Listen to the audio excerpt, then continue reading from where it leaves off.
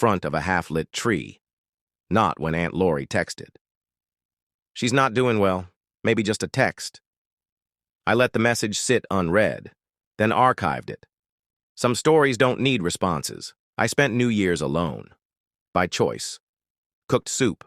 Opened wine I didn't have to share. Sat on the floor with a blanket draped over my shoulders and watched the countdown on mute. At midnight, the neighborhood burst with fireworks. I didn't go outside. I just sat there, legs crossed, hands still, breathing through the noise. It didn't rattle me, not this time. 2 days later, I walked to the bookstore on the corner, bought a planner, the plain kind. No quotes, no fancy cover, just empty pages. Space. On the first page, I wrote one thing. You don't owe explanations to those who ignored your questions. That became my rule. The next morning, I cleared out the kitchen drawer, the one where I kept their bills, old receipts, grocery lists, scribbled notes with reminders like don't forget her snacks and wine for dad, not the cheap stuff. I shredded everything, even the notes in my own handwriting, even the one Jenna left years ago after I covered her rent. Thanks, you're the best. I stared at that one the longest, then let it fall into the shredder with the rest. Watched the paper twist and vanish. No one called that day or the next. Then the package arrived. No sender. Just plain paper, creased at the edges. Inside, the star I bought for their tree 2 years ago. Wrapped in reused tissue paper, not folded carefully, just stuffed, like an afterthought. No note, just silence. I held it for a moment, turned it over, set it down. Not out of nostalgia, out of choice. I placed it in a drawer, the one with old manuals, receipts, things I didn't need but wasn't ready to discard. Not because I wanted to keep it, because I didn't want to carry it anymore. That was the difference now. I didn't fight to be noticed, didn't chase their silence, didn't try to fix the stories they told others. I let them call me cold, stubborn, distant. It cost them less than the truth, and I no longer paid their costs. That week I bought a small tree for myself. Out of season. Plastic. No lights. Just something green in the corner. Something that didn't demand anything.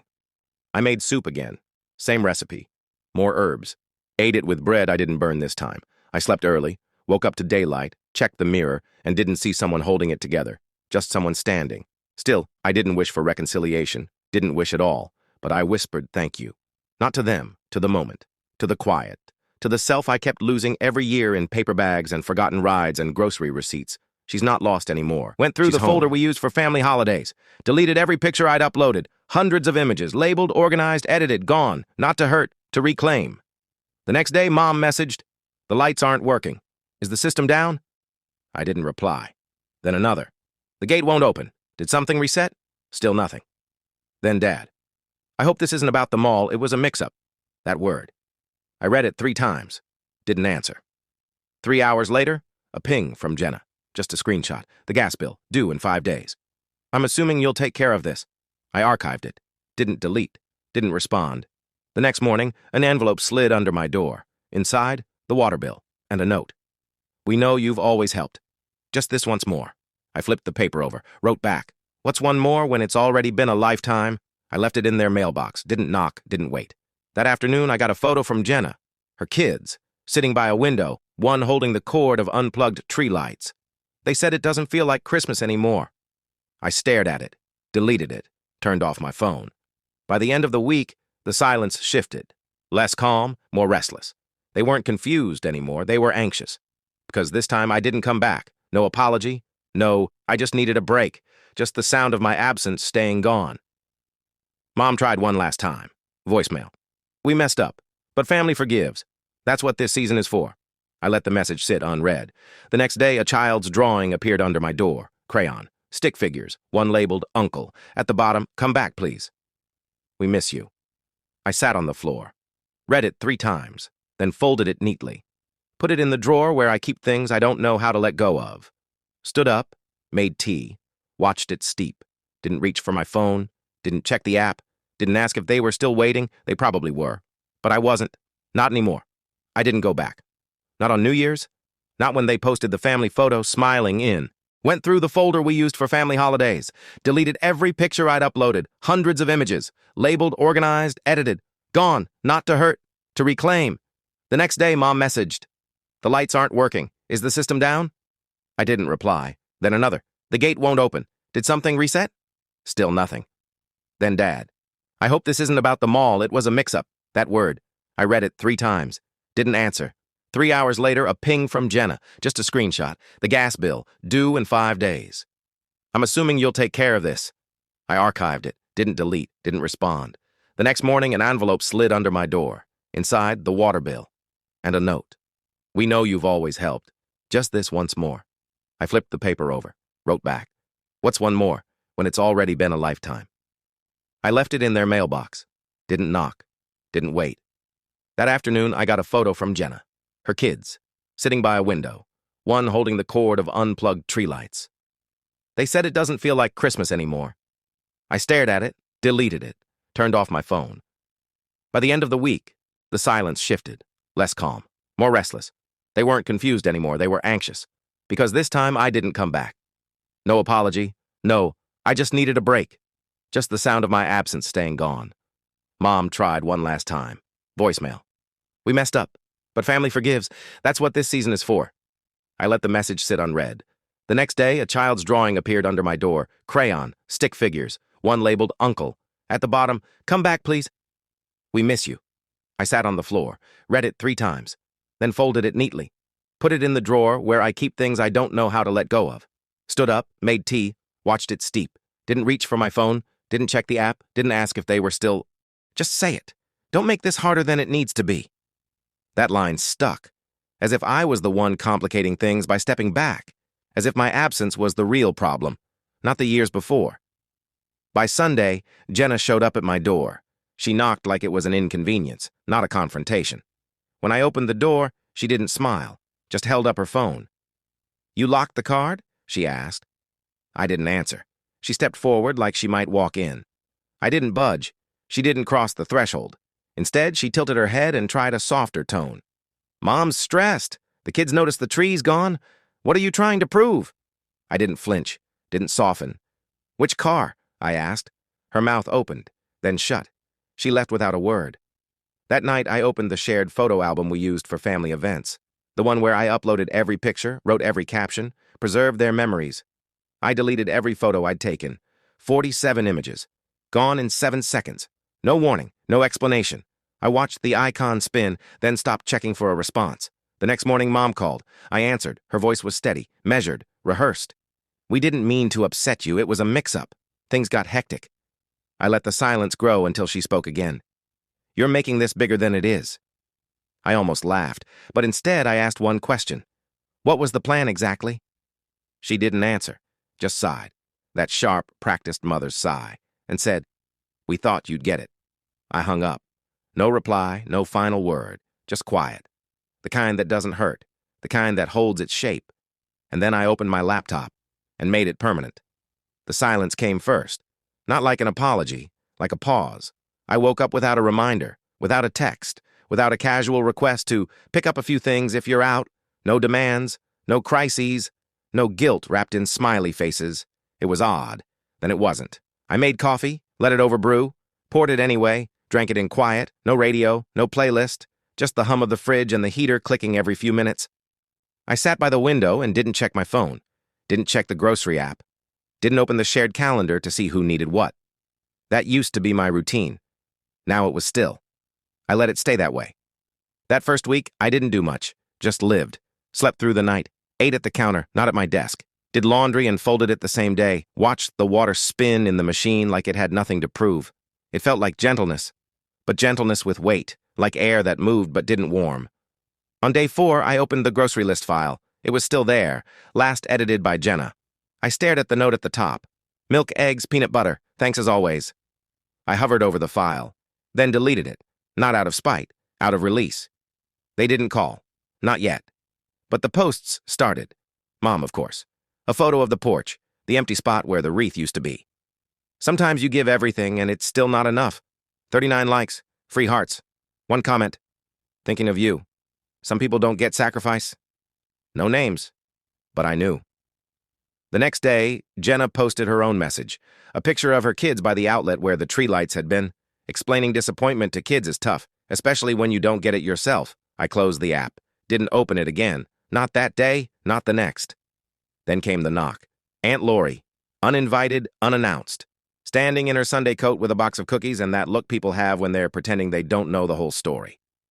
I'm not taking sides, she said, stepping inside, which always means they already have. She didn't take off her coat, just sat on the edge of my couch and looked around like she was assessing the damage. Your mom's been a wreck over this. Jenna says you're not answering. The kids are confused. I nodded, offered her coffee. She took it, didn't drink it.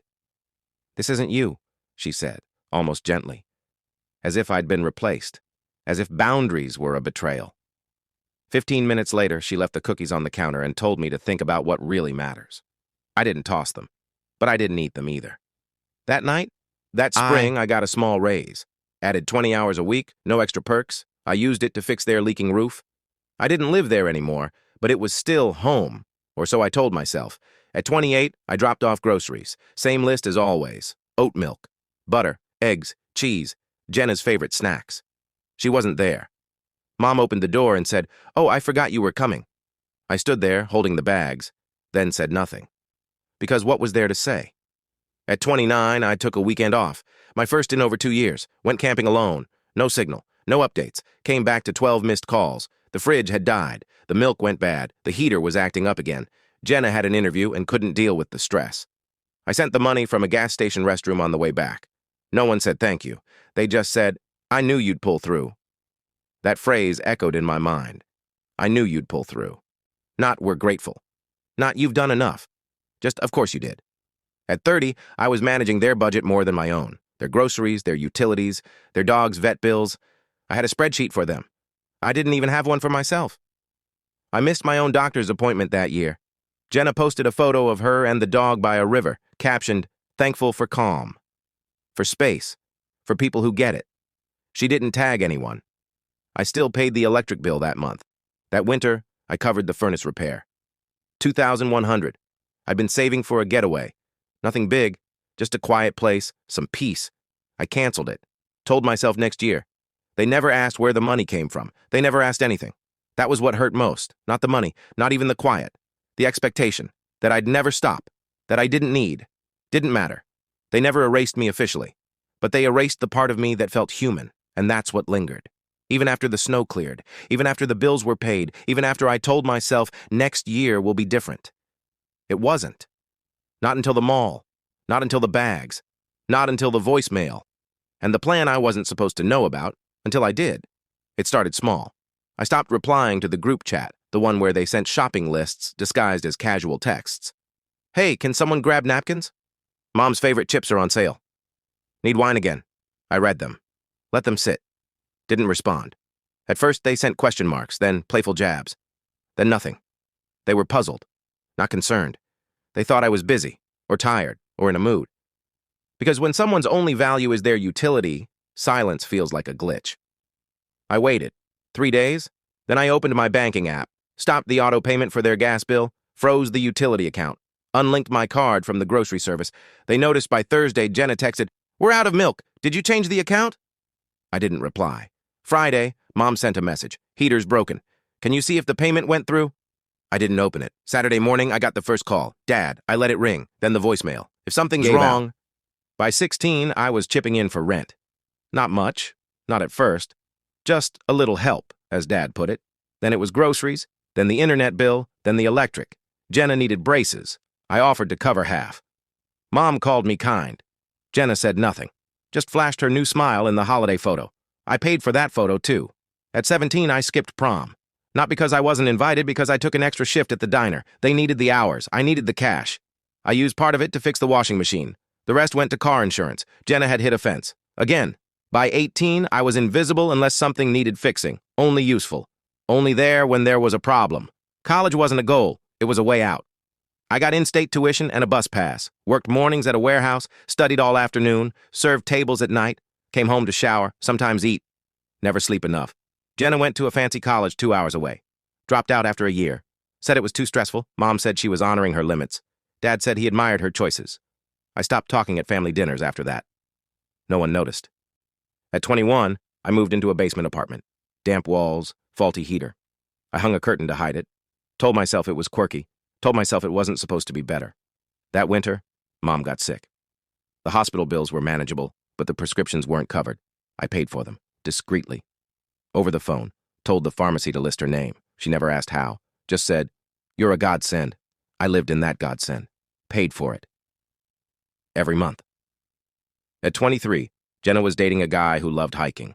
She posted a photo of a new backpack, captioned it, "Some people just make life easier, no tag." But I'd sent her $800 that week when she said her car was acting up again. I knew I should stop, but stopping would have made it real. At 25, I was covering rent, groceries, the water bill, my student loans, their gas, and Jenna's new phone plan. She'd dropped her phone again, said she needed it for her job. I didn't even ask what she did anymore. At 26, they started calling me dependable, like it was praise. "She's steady," Dad told a relative once. "You can always rely on her." They didn't know I had to choose between groceries and a doctor's visit that month. I chose groceries, then bought theirs too, because they didn't ask anymore. They expected. Mom once said she was proud of how I always stepped in, like it was my nature, like it wasn't survival. At 27, Jenna moved back home, said she needed time to find herself. She brought her dog, the one she couldn't afford. He chewed up the rug. I paid to replace it. No one asked me to. No one stopped me either. They left me behind at the mall just before Christmas dinner. When I called, Mom whispered, "Oh no, we thought you were in the other car." So I started walking. I kept walking. Got to my place around 6:40, my apartment, not theirs. I set the bags on the counter, tugged off my mittens, and sat. The heater rattled. The air smelled of stale dust. I opened the banking app, found the shared family grocery fund, froze it, $2,847.28. Locked. Then I opened the home security app, revoked their access codes, erased their names, blocked their 4 numbers from the doorbell camera. They'd figure it out eventually. One last thing. The tree. Theirs, not mine. I'd bought it, carried it, set it up on their porch 2 weeks earlier because Dad's back was still sore and the kids had homework. I borrowed my neighbor's car, the one I use when mine's in the shop. Drove in silence, pulled up, didn't park, just unplugged the tree, hoisted it, decorations and all, strapped it to the roof. No one came outside, no one saw. They were inside, laughing, probably sipping the wine I'd carried, probably assuming I'd show up tomorrow with cake, with understanding. I didn't. But that wasn't the whole story. That was just the start. Because what I did next? That was the real play. I didn't go to their place that night. Didn't pick up their calls. I brewed tea, sat by the window, watched lights twinkle on someone else's porch, and for the first time in years I let myself recall, not just what they did now, but everything before. I got my first job the summer I turned 15. Not because I wanted to, because someone had to. It was a greasy diner, torn seats, bitter coffee, a bell that jingled every time someone pushed through the kitchen door. I worked 4 nights a week, 6 during the school year. My boss called me reliable. I always showed up, never skipped a shift. I didn't tell him it was because we couldn't afford for me to miss one. That fall, I bought my own winter jacket. Jenna got a designer one from Mom. I stayed quiet. "Let me know if you want it to sound an hour later," my sister messaged me, mistakenly sending it to me instead of her friend. "OMG, it worked. We ditched him at the mall like we planned." I responded, "Perfect." Then I locked the $2,800 food budget, cut off their access to the house, and took the tree. That was just the first step. The real move came next. They left me at the mall. It was Christmas Eve night. The parking lot was nearly deserted, just slick pavement, dim streetlights, and a chill that felt like it was meant for me. I stood by the exit, clutching 2 paper grocery bags they'd asked me to pick up. My fingers were numb. One bag was starting to rip. The cream was seeping through the bottom. The wine bottles clinked softly every time I moved. My phone vibrated. A voicemail. "Mom." Her voice hushed, like she didn't want anyone to hear. "Oh, honey. We thought you were in the other car." That was it. No. "Where are you?" No. "Stay put." No hesitation before the call ended. Just quiet, as if I hadn't existed. I didn't yell, didn't cry, didn't even flinch. I just stood there, bathed in the faint glow of a street lamp, listening to the wind shove a cart into a snowdrift. I told them my car was being repaired. The brakes had gone out. I sent them the mechanic's receipt. Jenna promised she'd pick me up after getting the kids. I nodded. Said thanks. Foolish. I started walking, through snow and grime and exhaust fumes. Each step felt heavier. My jacket was too light. My boots were already soaked. The cranberry sauce jar pressed against my side. Google Maps said it was a 58-minute walk. Halfway there, my phone buzzed again. Wrong chat. Wrong recipient. From Jenna. OMG, it worked. We ditched him at the mall like we planned. I stopped. Snow gathered on my scarf. I read it once, then twice. then typed back, perfect. No period, no emoji, just